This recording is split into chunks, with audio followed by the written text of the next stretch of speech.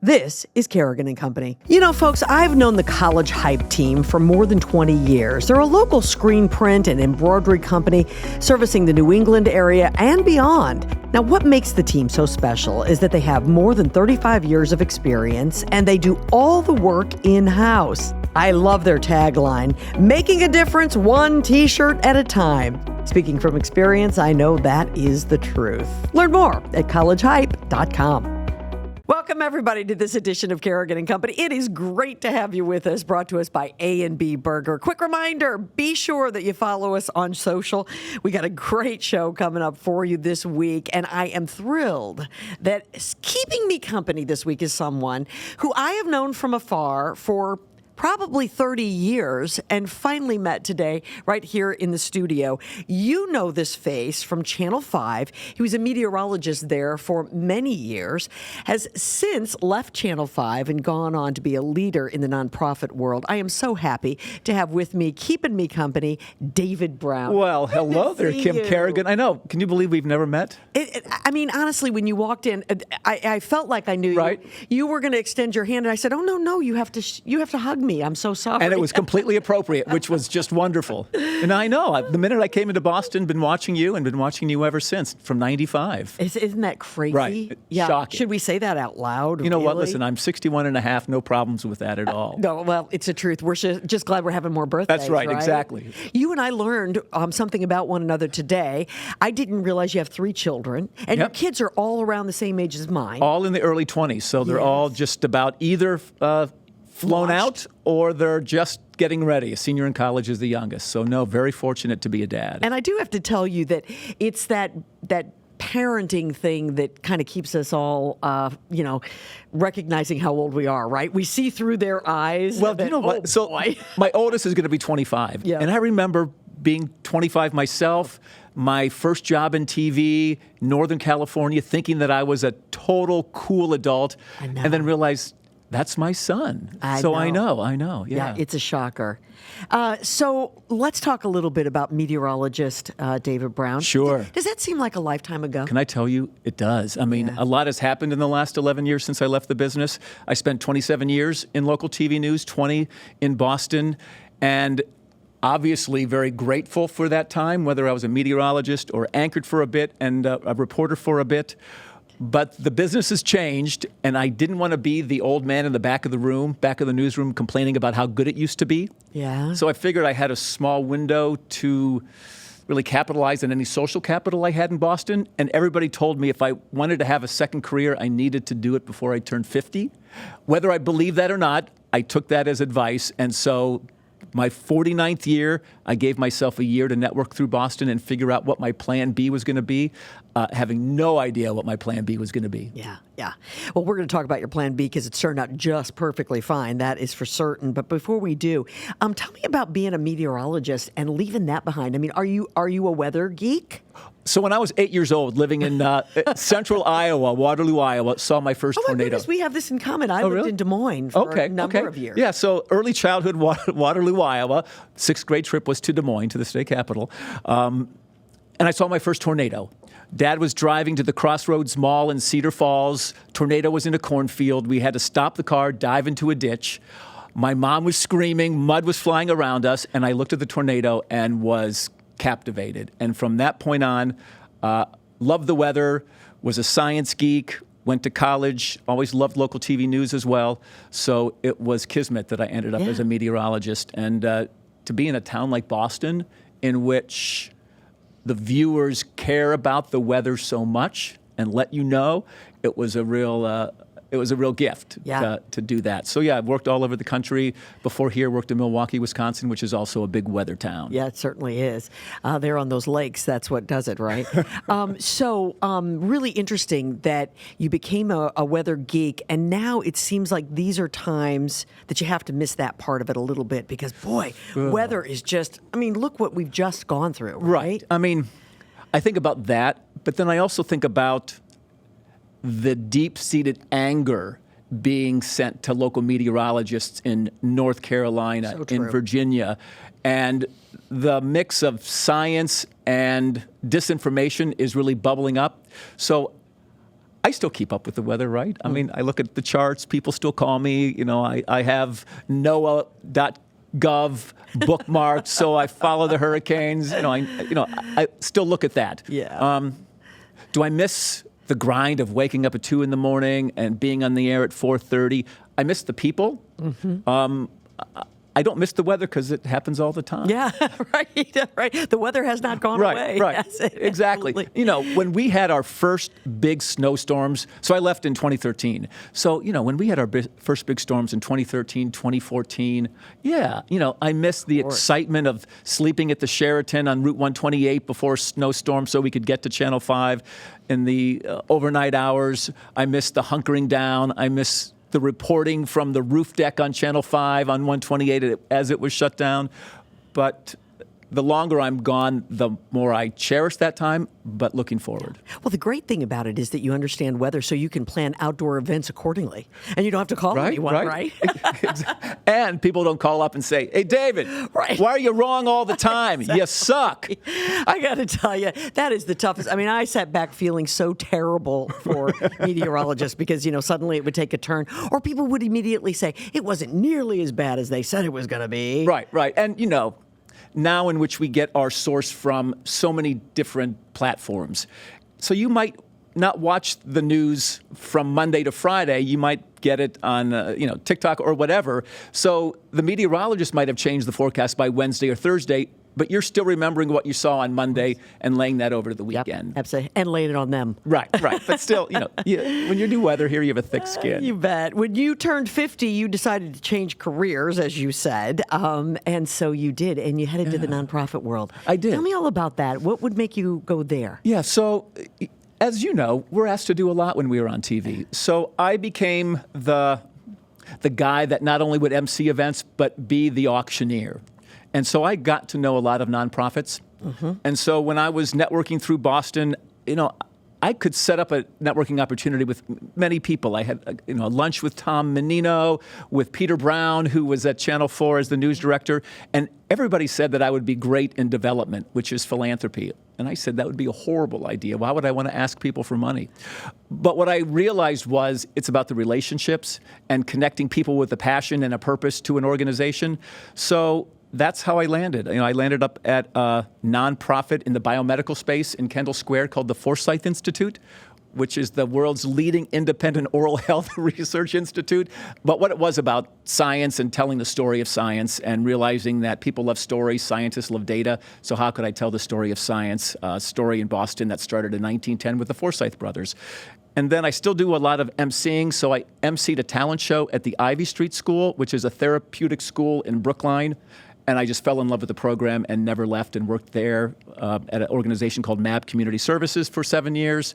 And then worked at the Cam Neely Foundation, ran that for a couple of years, and now I'm at VinFen. Right. And so tell us about how long have you been with VinFen? So I've been at VinFen since January of 2020.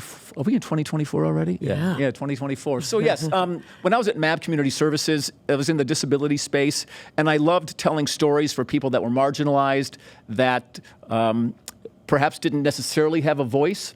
And so to be at VinFen, it's a perfect job for me. I'm the VP of Communications and Development, and VinFen has been around for 50 years, since 1977, during the deinstitutionalization movement. And VinFen stands for Vining and Fenwood, the cross streets in near the Brigham, which was the location of our first group home. So VinFen offers community support and residential support for individuals living with significant mental health challenges, intellectual, developmental disabilities, brain injury, autism. We have 500 programs across eastern Massachusetts, from the Merrimack Valley all the way down to the Cape and the Islands. We have group homes for individuals who need that extra 24-hour support.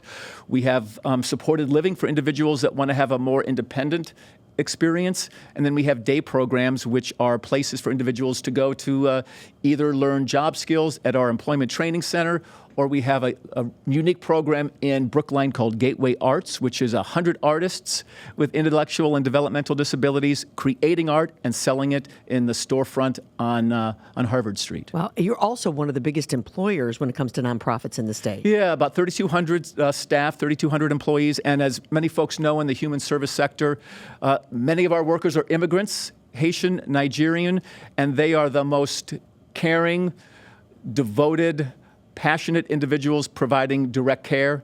So it's a great place to not only get to know our clients, our individuals served, but also our dedicated workforce. Absolutely. So you guys do, because you work with communications, I'm sure you do some fundraising there. And you do absolutely. Right. So, and you guys do a really cool movie festival. Let's talk about that. We do. Because we're about to talk about I know, I can't wait to Boston talk to Paul. Movie Festival, right. But you guys have that, but it's really unique. So it's the largest film festival in the disability space in New England. We partner with GBH. It's next year. It's March 15th. And we curate a number of feature films, all centered on the person's lived experience.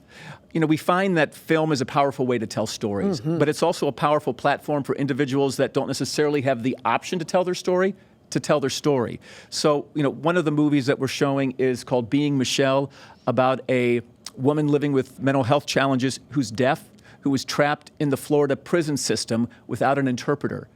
And her experience, tragic experience in the prison system, but overall her transition into working with the judicial system and eventually her life after. And so it's a powerful story. And we have a number of other feature films. Oh, wow. So that's coming up in March. March 15th, yes. Yeah. I know you said that you had to watch a few films. I watched a lot of films, which is always, for me, spending time on the couch. There's no complaint about that.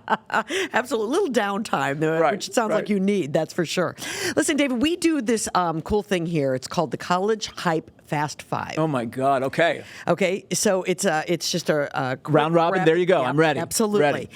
College Hype, making a difference, one T-shirt at a time. Visit collegehype.com today. We appreciate our friends over at College Hype. Are you ready, my friend? I am ready. Okay. Willing and able. You have. Okay, Here we go. Favorite season? Autumn. Hello. Why did we even ask? What do you miss about TV? What do I miss? I miss the people. Yeah, the people I used to work with. What did you love about it? What I loved about it is interacting with the viewers. People cared about the weather and were passionate about it, and I loved going that. And I also loved going to elementary schools and teaching young people about the weather. Absolutely. Favorite outdoor activity? Favorite outdoor activity would be running. Are you a big runner? 5 marathons. I'd call you a big runner. For a lot of nonprofits, by the way. All for nonprofits, yeah. Absolutely. Halloween costume or parties, yes or no? Halloween costume. Oh, what, do I have to say what my Halloween costume is? Yeah. A Stay Puft Marshmallow Man. I love that. Right. It has a fan in the back, and it actually puffs up. Yeah. Why wouldn't I have known that? I have it in my car. I'll bring it in after. All right. And you get a bonus because you did such a great job. Favorite TV show of all time?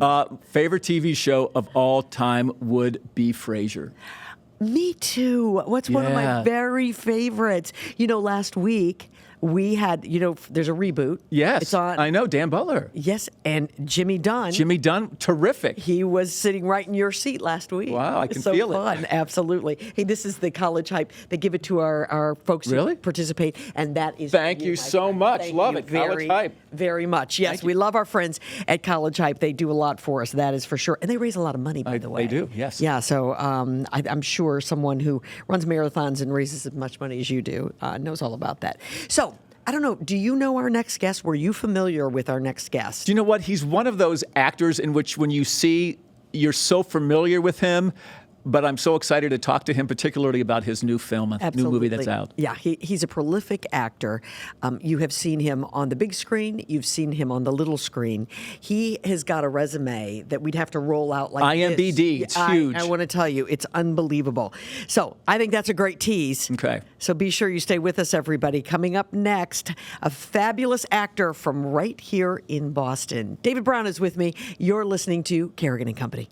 Folks, I've known the College Hype team for more than 20 years. They're a local screen print and embroidery company servicing the New England area and beyond. Now, what makes the team so special is that they have more than 35 years of experience and they do all the work in-house. I love their tagline, making a difference one T-shirt at a time. Speaking from experience, I know that is the truth. Learn more at collegehype.com.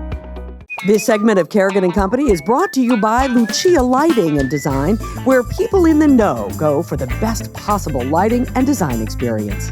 Welcome back, everybody, to Kerrigan and Company. So good to have you with us. If you have watched movies or TV in the last 40 years, then no doubt you have seen our next guest. He is a prolific actor who I'm telling you has a resume that I couldn't scroll it out. There wouldn't be enough room here in the studio.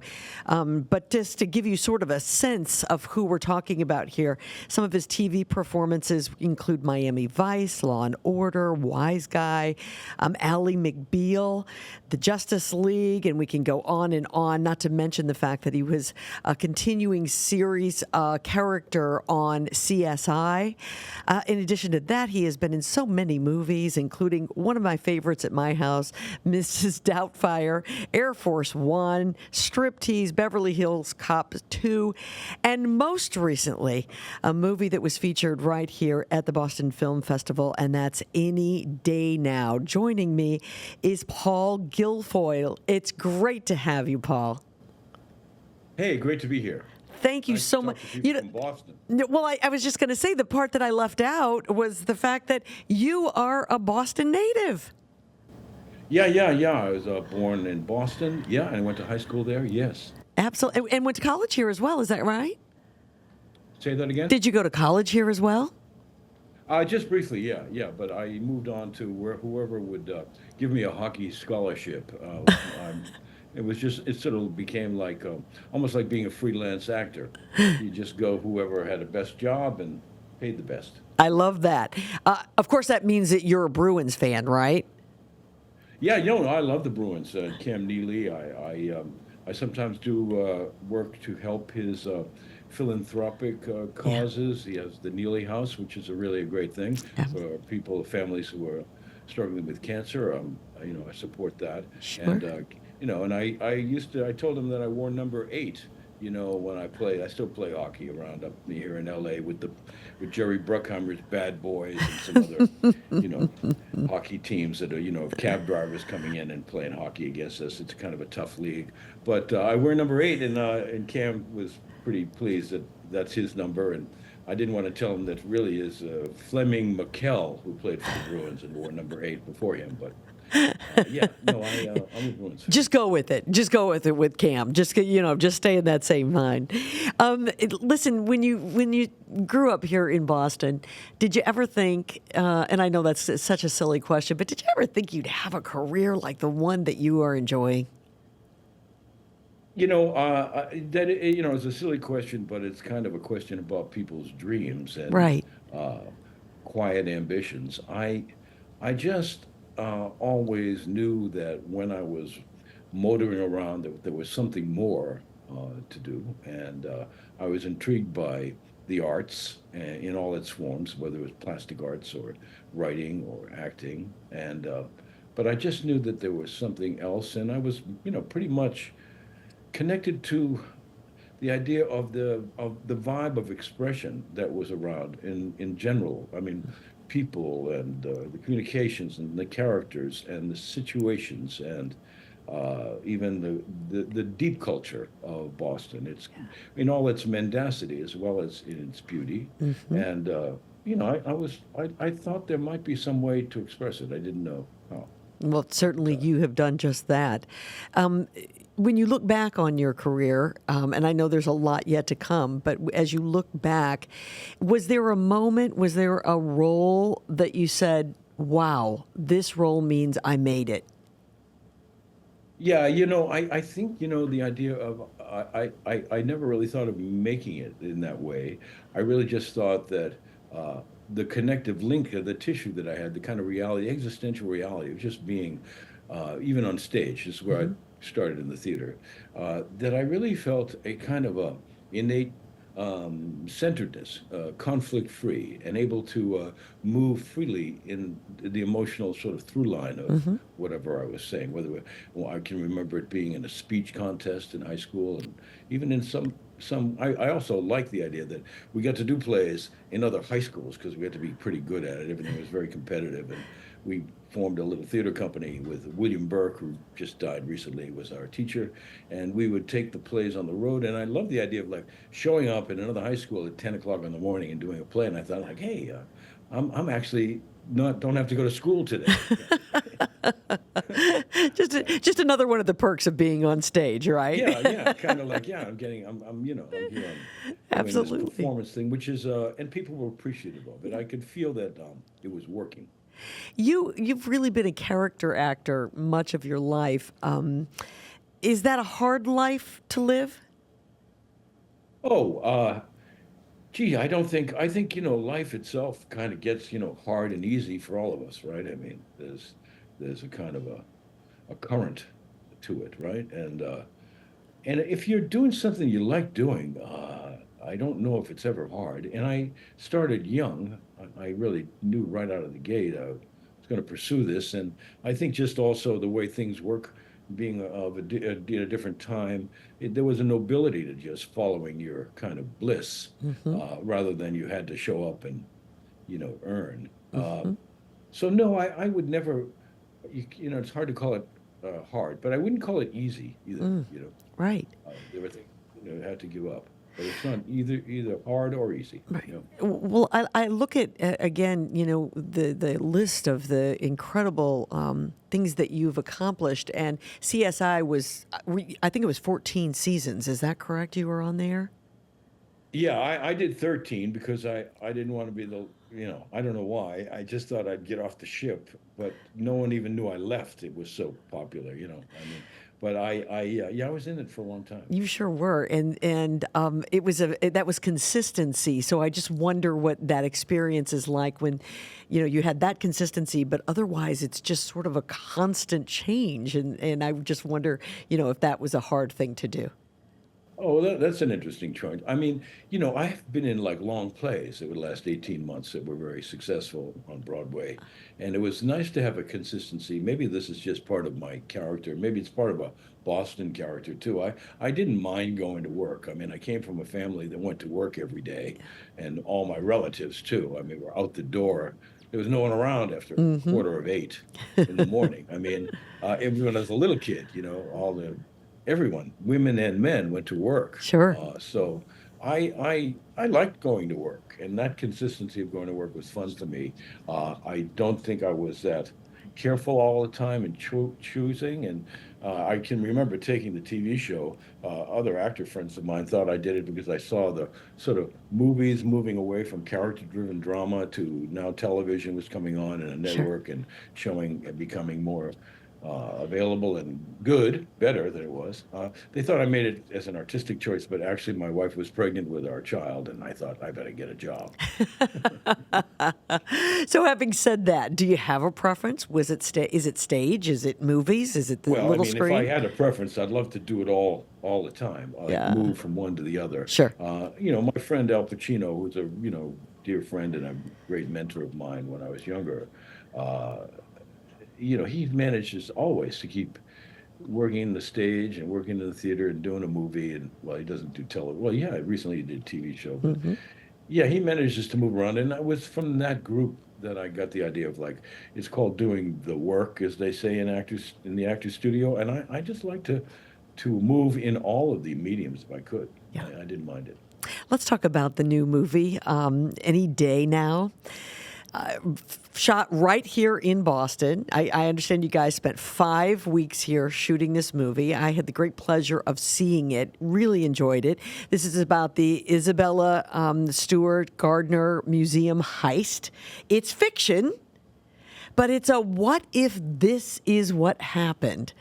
Tell me about, obviously it had to have been, the draw for you was Boston. Yeah.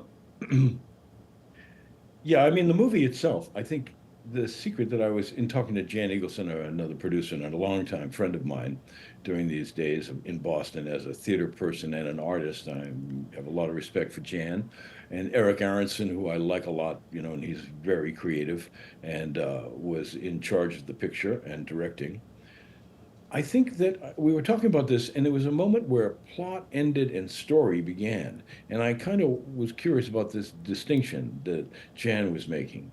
And it turns out that when you think about it, that, yeah, it's the Isabella Stewart Gardner heist, and we all have this idea of the plot. They're going to steal the art and how they're going to do it. And a lot of us, me too, as a film goer and want to see the plot. How are they going to do that? What's going to happen then? And will the cops come? And are they going to, And so those are the plot points.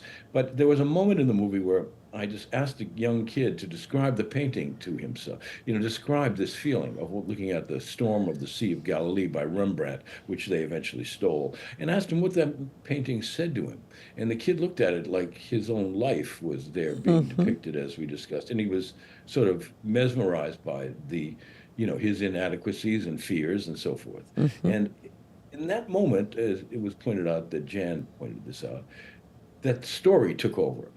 So then we got concerned. Then we, as human beings, were following the emotional through line, they call it in acting, where we're following the story of the guy and the kid and trying to secure his life into becoming a life of meaning. Right. And so this story took over the plot. And then we forgot that they're actually art thieves, sort of. Right. Well, I'll tell you, as I watched it, I was thinking to myself, is this a buddy movie? Is this a love story? Is this a tragic story about a young man who can't get his life? So it really took a lot of different directions for me. And then in the end, there was a heist. Yeah, which turns out kind of in a way that's kind of the norm. We're normally sort of rejecting things that we want to try to get control of. So these are plot points and things that we want to do so that we can understand the movie, because we think understanding and following this.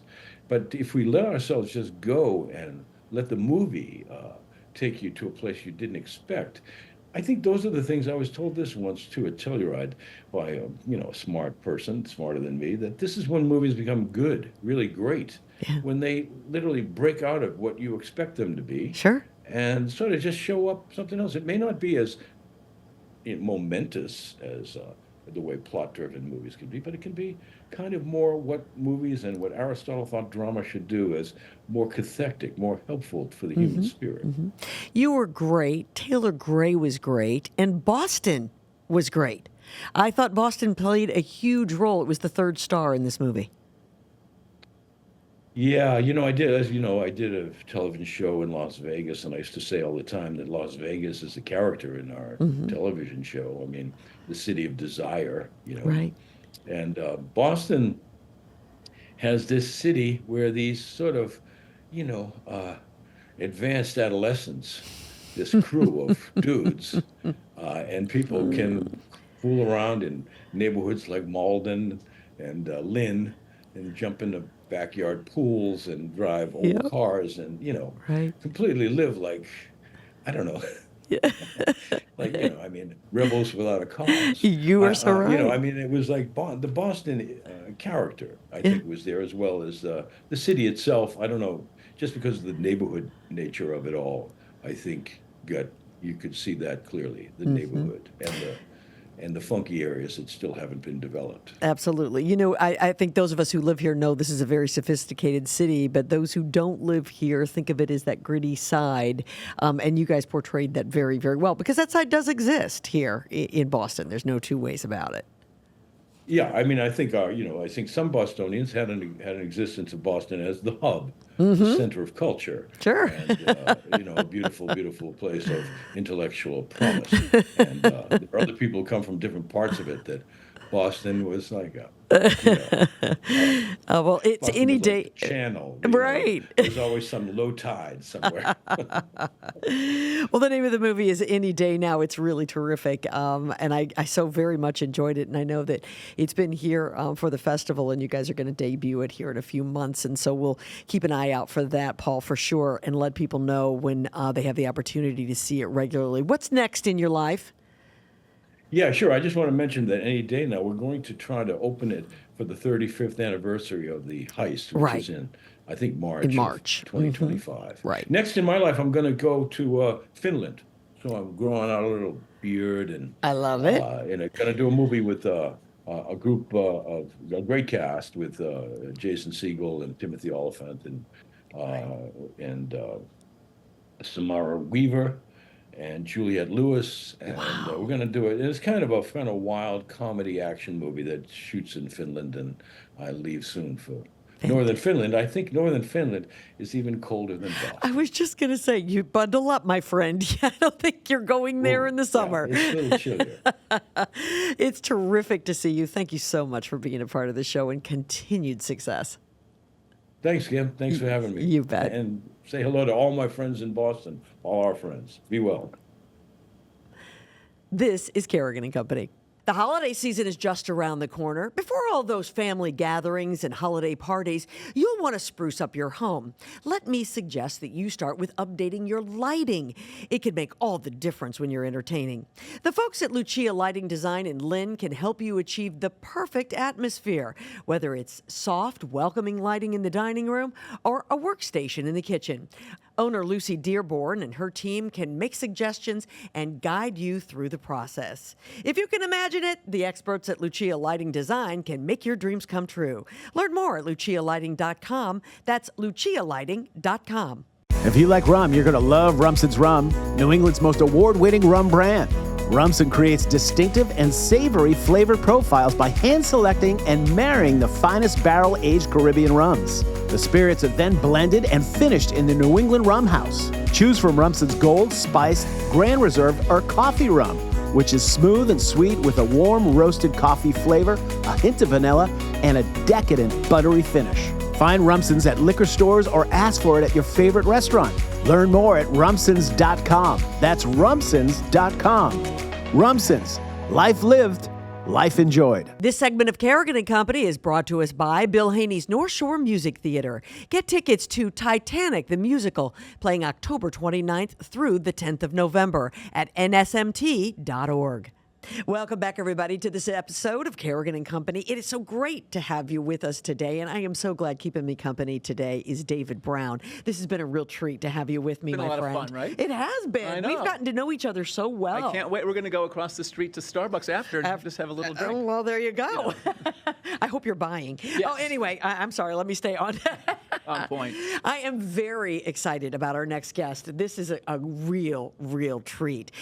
Joining us today is the conductor and the founder of the Boston Philharmonic Orchestra. He has been that for more than 40 years. 46 years. 46 years, because he's just getting started with this year's season. This is Benjamin Zander. It is so nice to see you, Maestro. It's a great pleasure to be here. You know, I got to tell you something. Last year, you celebrated 45 years of the orchestra and your 85th birthday. If it's okay that I say that, I hope. Wow, congratulations. And you are a ball of energy at 85 years old, because in addition to the fact that you're the conductor and you're the music director, you also... Two orchestras. I was just going to say, you also do it for the youth orchestra. We just went on a tour of Europe. We took 130 young people from Basel to Prague, and Prague to Hamburg, and Hamburg to Vienna, and Vienna to Berlin. And you played all the way through. All the way through in the greatest concert halls with this orchestra of young kids. Their youngest are 12, the oldest 21. And it was a sensational success. People hadn't heard anything like it. It's the Boston Philharmonic Youth Orchestra. Well, congratulations to you and to the Something that orchestra. Boston should be very proud of. Yeah. Very, very great. Absolutely. And the Absolutely. Boston Philharmonic is, you know, this is the only city in America with 2 symphony orchestras. Every city in America is proud of having 1 symphony orchestra. Right. We have 2. Right. So They're how have you two. been able to elevate yours above another one that I think I've heard of? Yes, everybody's heard of the Boston Symphony, which is truly great and one of the greatest orchestras in the world. And the Boston Philharmonic is a very great orchestra too. And this is a very rich community with huge number of performers. And so this orchestra has flourished. It's at the peak of its ability. And we play in Symphony Hall, the same hall. right. And it's, of course, as you know, one of the greatest concert halls. Some say the greatest concert hall in the world. So what I think is so unique, and I'd like for you to explain it, the Philharmonic is made up of, you call it 3 different types of musicians. Yes. So explain the that. core is the professionals. Right. It's it's all the best professionals in Boston, which means the best professionals freelance anywhere. And then we have the upcoming students from the great schools here, New England Conservatory and the Boston University. And so they provide the next rung, of the next generation of great players. Sure. And so it's a training orchestra for them. And then we have some amateurs who are on a very high level, but maybe doing something else. So this organization holds three things. The professionals give the standards, the students provide the training, so it's a training institution, and the amateurs provide the love. And those three things are essential ingredients of every successful organization. I absolutely thought that was just so, when I read that, I just love that. I really do. Because the professionals sometimes forget that music is an act of love. It's something to express fullness of humanity.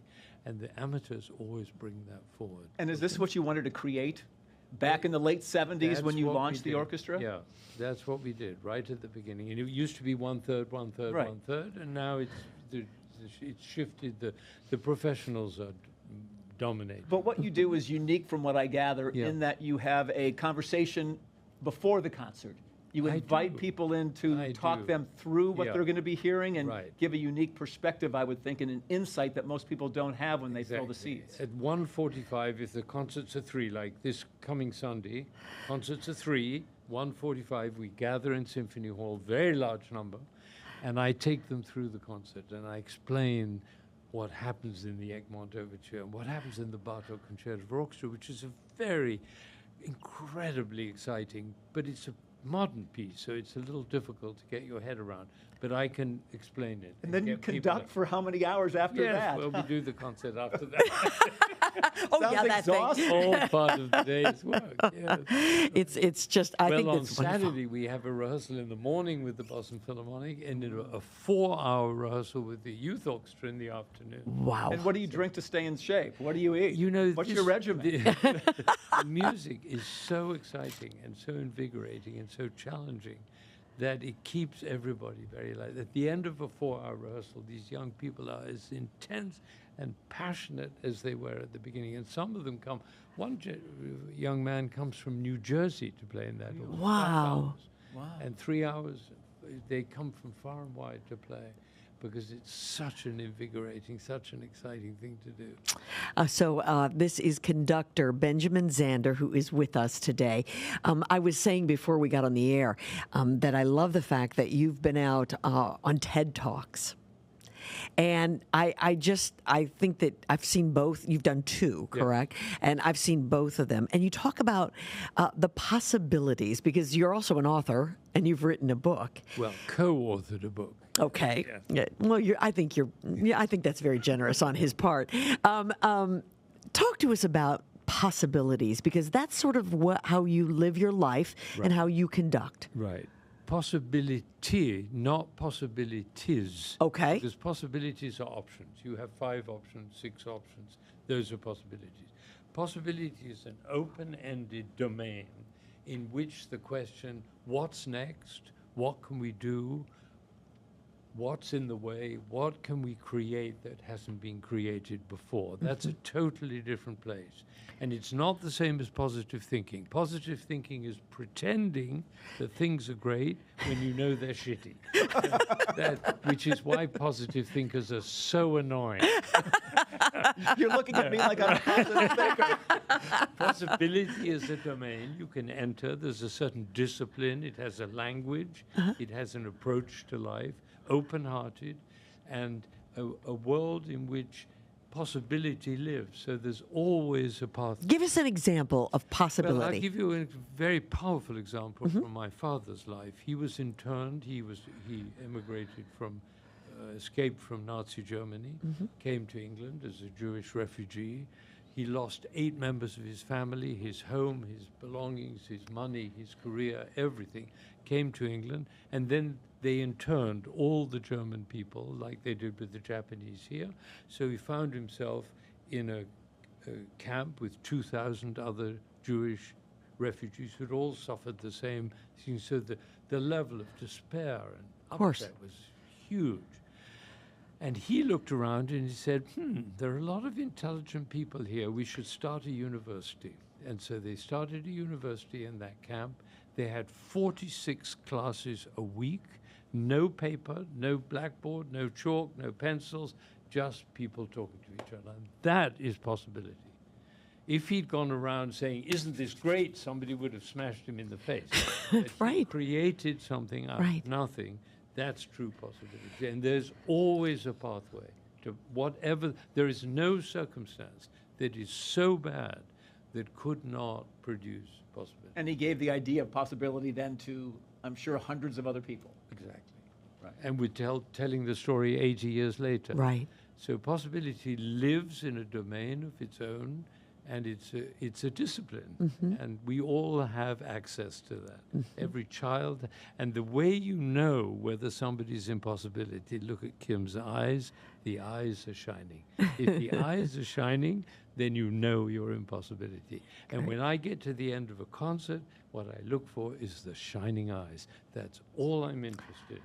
Most people are concerned about wealth and fame and power, and they obsess about that. So you get into the competition and fear and measurement and winning and losing and success and failure. All that's in what we call the downward spiral. Right. Possibility is where the eyes shine. Fantastic.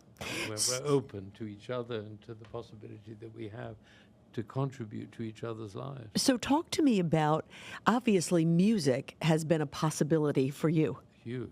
Yeah. It's the most powerful language that human beings have developed because it's very precise. If I play bum, bim, ram, bum, bum, bum, bum, look at you, you're lit up, you're joyful. Try and I just don't want you to hit me. try and be gloomy while it's going on. Right. You have that, though, all in your hands. Right, exactly. So nobody can resist that power.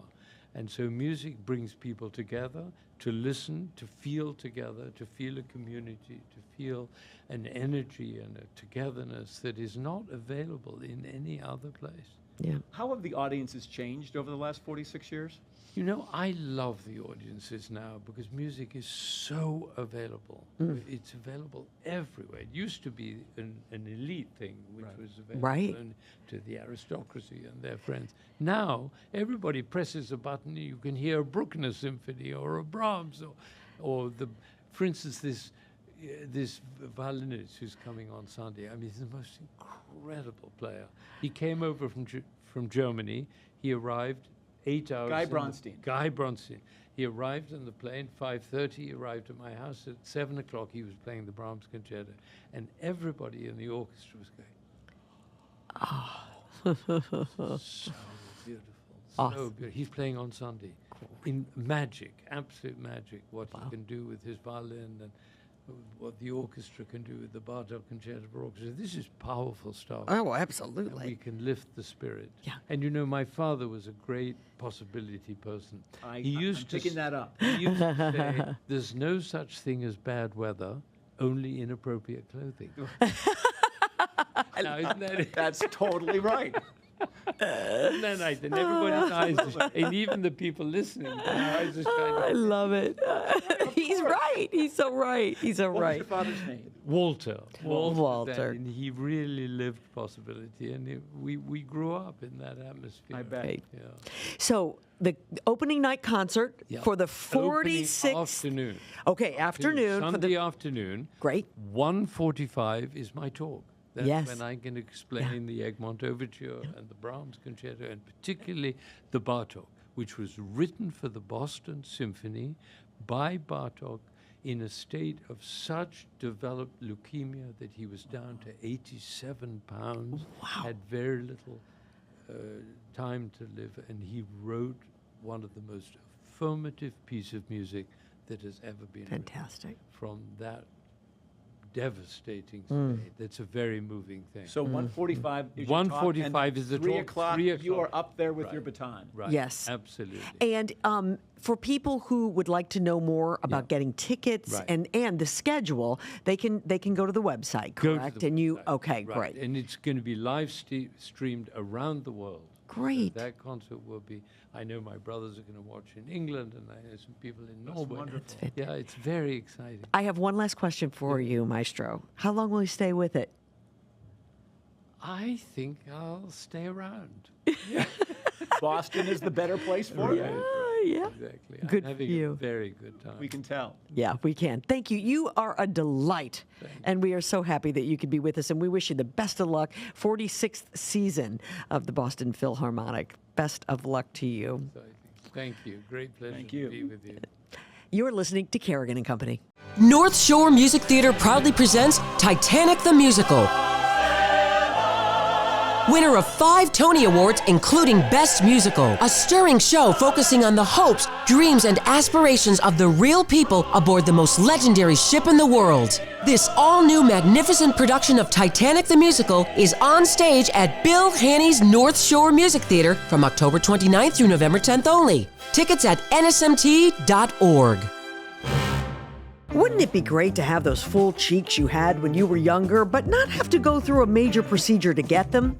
Well, cheek fillers at Sienna Aesthetics in Beverly are a non-surgical cosmetic procedure that can help enhance facial contours, restore lost volume, and improve facial symmetry.